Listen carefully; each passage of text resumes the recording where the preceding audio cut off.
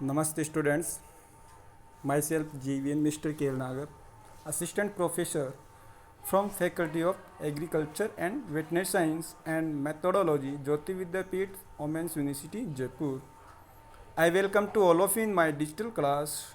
Students, I will prepare this lecture for program BSc Agriculture Honors for SEM. My subject is elective course landscaping. Students, today I am discuss about rock garden. So let's start your topics.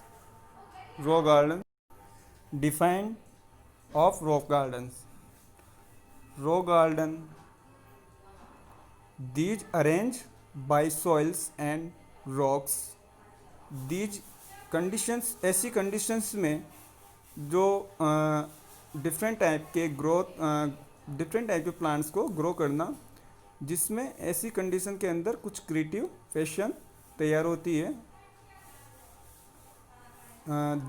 इसके बाद में कि in nature the rocks may be getting the covering with different colour moss and if soil collected in cracked and crevices of the rocks and plants plant grow दिए naturally. जो इसके अंदर जो rocks के अंदर जो कोई भी प्लांट्स ग्रो होता है वो एक नेचुरली ग्रो तैयार किया जाता है इसके अंदर प्लांट्स की, जिसमें सॉइल का कलेक्टेड होता है ब्रेक्स के अंदर और डिफरेंट्स जो क्लावर मॉस होगा, जो डिफरेंट टाइप के जो क्लावर फ्लावर्स हैं मॉस, उनके अंदर ब्यूटिफिकेशन के लिए तैयार किया जाता है। जिससे क्या होगा, जो कवरिंग होगा, एक कवरिंग जो उसका जो कवर एरिया एक अच्छी सी गेटिंग फॉर्म में तैयार होता है। रॉक्स के जो रॉक्स होगी, जो रॉक्स के अंदर एक नेचुरल प्लांट की ग्रोइंग तैयार होती है। इसके अब फिर हम बात करते हैं, डिस्कस करेंगे कि सिलेक्शन ऑफ साइट्स जो क्या होता है, सिलेक्शन कैसे हम साइट्स करते हैं, उसको सेलेक्ट करते हैं साइट्स के अंदर साइट की। इसमें कि it is easy to create the rock garden where naturally rocks are available nearby. मतलब उसका जो रॉक गार्डन होता है वो एक नेचुरली फॉर्म में तैयार होता है, जो एक नेचुरल फॉर्म में अवेलेबल होता है। इसमें द बट लार the rock garden should be suited in the place where there will be well fit with the other garden features। जो अदर गार्डन के फीचर्स से कुछ उसमें एक फिट टाइप जो नेचुरल गार्डन का एक सिंबल्स तैयार होता है इसके अंदर।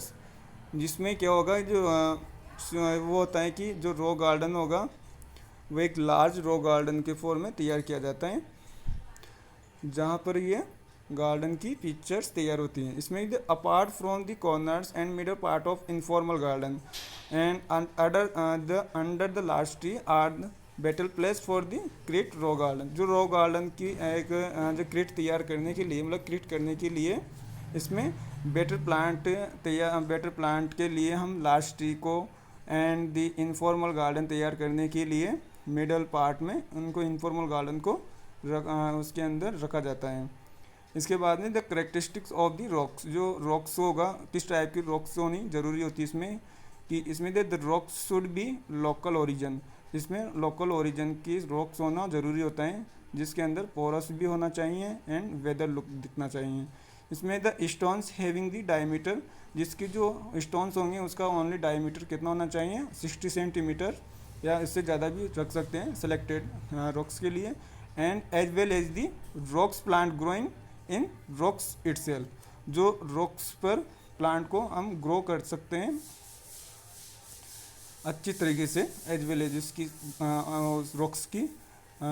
रॉक्स के ऊपर डिपेंड करता है कि किस टाइप के उसके ऊपर प्लांट ग्रो हो सकें, उसी हिसाब से उसके प्लांट को भी उनके नेचर के बेसिस पर हमें सेलेक्ट करना ज़रूरी है। इसमें टाइप ऑफ रॉकरी, जो रॉकरी के टाइप किस टाइप से हम उसे डिफाइन करते हैं कि फर्स्ट में इसमें the type of rockery, second है the round rockery and rectangular rockery, square rockery under trees and alpine rockeries and final है फ्लैट टाइप रॉकरीज। इसमें 7 टाइप है, द टाइप ऑफ रॉकरी के हम अंदर उसके अंदर बात करते हैं। इसके बाद में कंस्ट्रक्शन प्रोसीजर, जो कंस्ट्रक्शन प्रोसीजर के अंदर हम फर्स्ट में डिस्कस करेंगे कि the first plan of rocks garden should be prepare on paper, जो पेपर पर अच्छी तरह से उस पर रॉक गार्डन का लेआउट तैयार किया जाता है। इसके बाद में the selected side should be mark out off by using the bark and the pegs.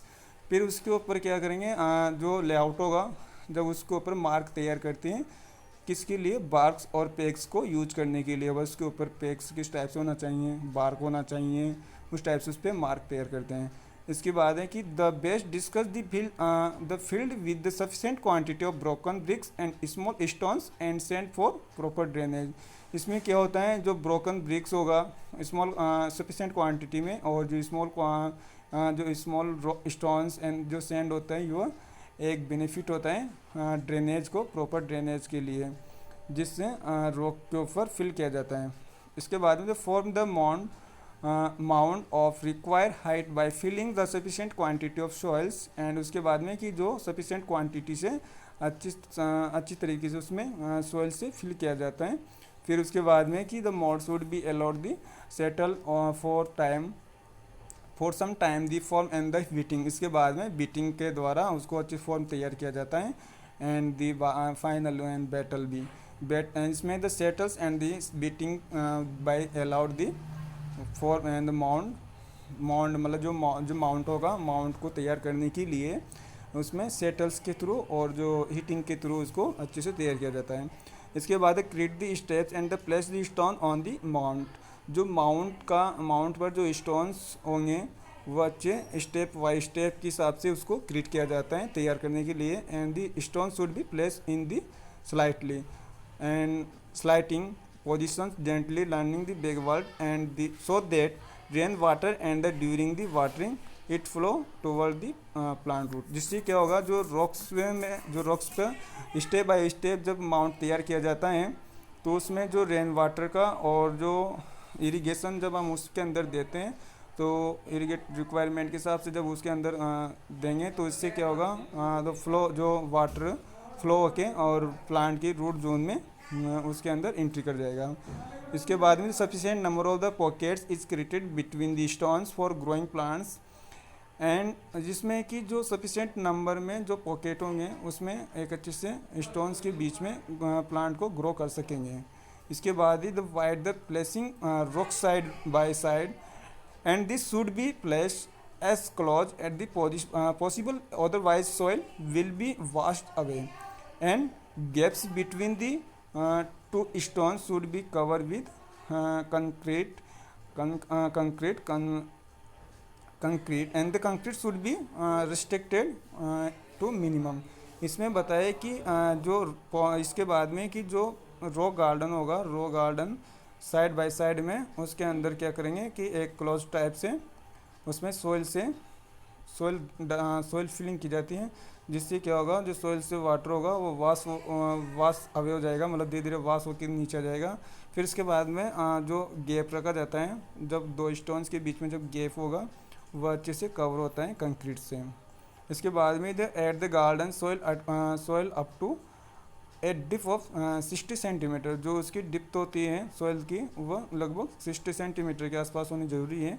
फिर इसके बाद में हम उसके अंदर मिक्स करते हैं स्क्वायर, इसमें the mix together equal part of sand and the FYM, जिसके अंदर फिर जो बीच में गैप रहेगा उसके अंदर जो फिट के अंदर उसमें पिट में कुछ एक इक्वल पार्ट के फॉर्म में सैंड को और FYM को उसके अंदर मिक्स किया जाएगा। फिर इसके बाद में the position the plant along the pot so that one can see how they look and can them the around easily if necessary। इसमें कि जब पोजीशन के हिसाब से प्लांट को उसके पॉट में भी रखे जा सकते हैं। पॉट में रखने के बाद में उसे उसका लुक को जो उसका लुक होगा, लुक बनाए रखने के लिए उसको मूव कर सकते हैं अराउंड दी इजी नेसेसरी के हिसाब से उसको अराउंड में आसपास के एरिया में उसको मूव कर सकते हैं। इसके बाद में the use the trowels to take out the holes and the little large than roots balls and plants is the correct depth, then tight loose soil around the road and the film it well.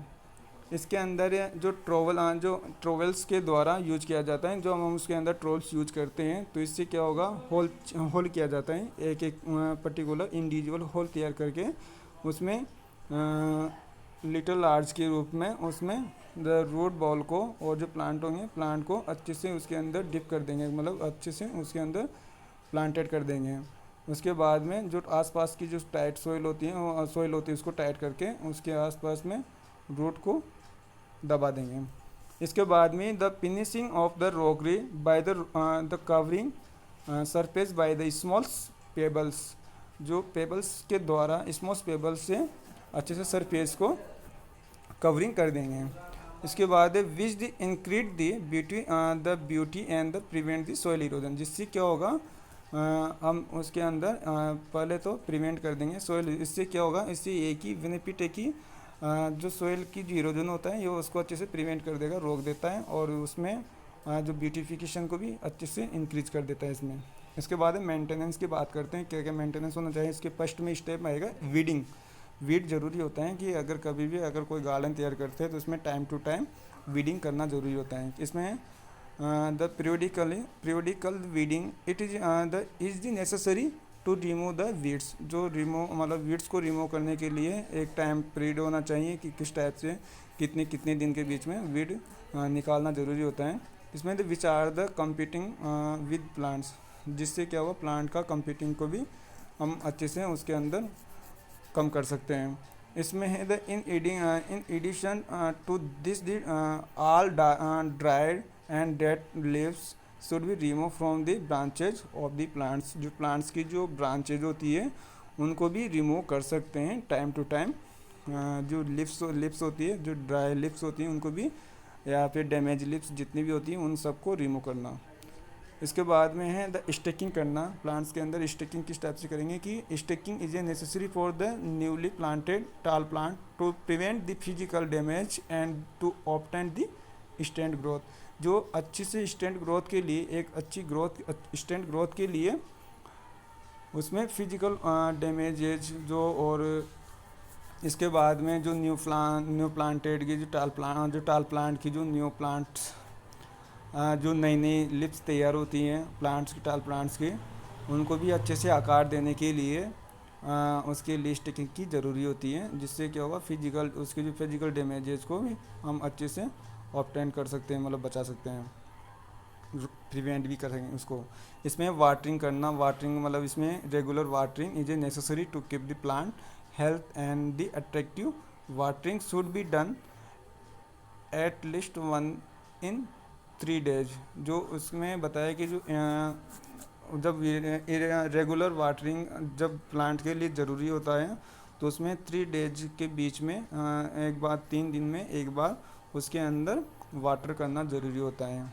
इसके बाद drip system भी हम इसके अंदर irrigate कर सकते हैं। Irrigation के फॉर्म में ड्रिप इरिगेशन सबसे बेस्ट सिस्टम होता है इरिगेशन का।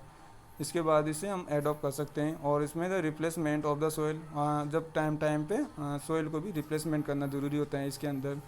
इसमें अगर the rockery plant need the replacing of the soil at the least 2 to 3 years, मतलब 2 से 3 साल के बीच में एक बार उसमें सोइल्स को भी रिप्लेस करना ज़रूरी होता है। एज द सोइल बिकम सोर एंड इनफर्टाइल, जब सोइल के अंदर जब सोर हो जाता है, मतलब कुछ उसमें एसिड सोइल बन जाती है या फिर उसके अंदर अनफर्टाइल सोइल बनती है, उसी समय पर सोइल को भी रिप्लेस करना जरूरी होता है। मैन्यूरिंग की बात करते हैं तो plant may be top dressing very year, इसमें प्रत्येक साल में हर साल उसके अंदर ड्रेसिंग कौन सा टाइम, मतलब जो टॉप ड्रेसिंग के द्वारा उसमें मैन्यूर डालना ज़रूरी होता है। इससे क्या होगा, जिससे good garden and the soils the sand fine and the leaf mould in equal proportion. Top few इसमें the centimetres of the soils and the scraped out the it place new composition compost is a fill in allow with the little quantity about 125 gram bones meals and depend upon the plants, and periodically rock plants should be paired with liquid manure also. इसमें कि जो manure की बात करते हैं तो manure के अंदर हमें उसके अंदर कुछ लिक्विड मैन्योर को भी हम उसके अंदर ऐड कर सकते हैं, या रिक्वायरमेंट के हिसाब से उसके अंदर FYM की भी मात्रा को हम उसके अंदर ऐड कर सकते हैं, जिसमें 125 ग्राम के इसके अंदर 125 ग्राम का बोन मिल को भी हम उसके प्लांट के डिफरेंट जो प्लांट की रिक्वायरमेंट के हिसाब से उसके अंदर ऐड कर सकते हैं। और इसके बाद में है कि जो कंपोस्ट होता है, कंपोस्ट को भी उसके अंदर अच्छे से यूज कर सकेंगे। इसमें है कि अब बात करते हैं सूटेबल प्लांट्स, उसके अंदर कौन कौन से रो गार्डन के अंदर कौन कौन से प्लांट लगाना ज़रूरी होता है जो उसको प्लांटेड करते हैं। फर्स्ट में एनुअल प्लांट के अंदर बात करते हैं तो are annual may be accommodated in rockery depend on their height in between shrubs and other perennial plants। जो जितने भी perennial plants होंगे उन सब plants के बीच में हम जो जितने भी plants होंगे उनके बीच में उनकी हाइट के बेसिस पर हम प्लांट को एनुअल प्लांट को तैयार किया जाता है उसके अंदर लगाने के लिए।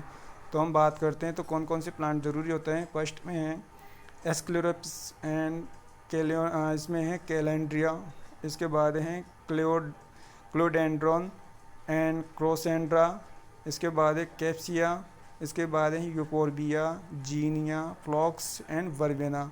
ये जितने भी एनुअल प्लांट होते हैं उनको जो पेरिनियल प्लांट होते हैं उन सब के बीच में इसको एनुअल प्लांट को लगा सकते हैं। श्रब्स की बात करते हैं तो श्रब्स में कौन कौन से प्लांट रो गार्डन तैयार करने के लिए लगा सकेंगे।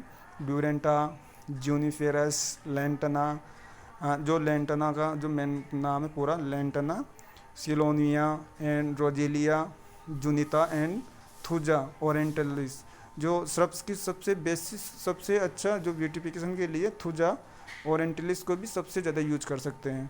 इसके बाद एक जो कैक्टिस प्लांट और जो सक्लेंट प्लांट्स होते हैं जिनको भी हम इसके अंदर यूज करेंगे। कौन कौन से हैं, एंडेंटम, इसके बाद है पोनीटेल प्लांट्स एंड ओपेंटिया एंड इसके बाद है सीरस, इसके बाद है मोमेलिया एंड एग्यू, इसके बाद है कालेंटियो, इसके बाद है सेंसिविरिया एंड याका, इसके बाद है हवातिया, इसके बाद है पुकेरिया एंड सेडम्स एक्सेट्रा। मतलब जितने भी कैक्टस और जो सक्लेंट प्लांट्स को भी सबसे ज़्यादा यूज करते हैं, जिसमें सबसे बेस्ट जो सक्लेंट प्लांट्स होता है कौन सा है, एग्यू प्लांट्स। ये सबसे ज़्यादा बेस्ट प्लांट होता है जो रो गार्डन को एक ब्यूटिफिकेशन या अट्रैक्टिव के लिए तैयार किया जाता है। इसके बाद है जो फंड्स की बात करते हैं, फंड्स मतलब काटा टाइप के कौन कौन से प्लांट ज़रूरी होते हैं इसके अंदर।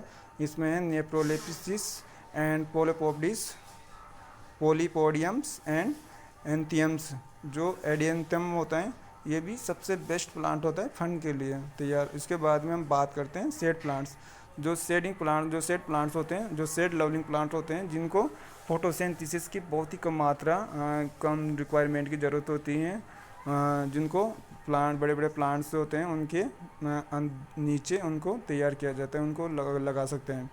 इसमें द एम्प्रेटियम, सिलेनेटिया एंड पेडिलेंथिस, टिटेमेलियोडिस एंड पिलियोनिमिसा। इसके बाद है पोर्चुला का स्पीसीज एंड मिनीचर रोजेज। जो जितने भी मिनीचर रोज होते हैं ये छोटे छोटे टाइप के जो प्लांट्स होते हैं रोज के, जो मिनीचर रोज को भी हम उसके अंदर यूज करते हैं। जर्बेना होता है, जर्बेना पेंडुला को भी, और इसके बाद है ट्रेसिकेंडिया। ये सब लवलिंग प्लांट होते हैं। इसके बाद है अल्पोलिया, इसके बाद है विंसिया रोजिया एक्सेट्रा। जो विंसिया रोजिया ये जितने भी जो सेट लवलिंग प्लांट होते हैं ये सबसे बेस्ट प्लांट होते हैं रो गार्डन तैयार करने के लिए भी। इसके बाद है in addition the above the plants with careful selection of large group of annuals and bulbous plants, other shrubs and other ornamental plants can be selected in grown in rockery depend upon the necessary and environment condition. इसमें बताया कि जितने भी हम annual plants, shade plants, perennial plants, जितने भी plants हम उसके अंदर रो गार्डन के अंदर तैयार करते हैं वह सब जितने भी प्लांट है वह रो गार्डन पर डिपेंड करता है कि किस टाइप की रो गार्डन और उसके इन्वायरमेंट कंडीशन पर भी ये डिपेंड करता है कि किस टाइप से इनको ग्रो किया जाता है। Thank you.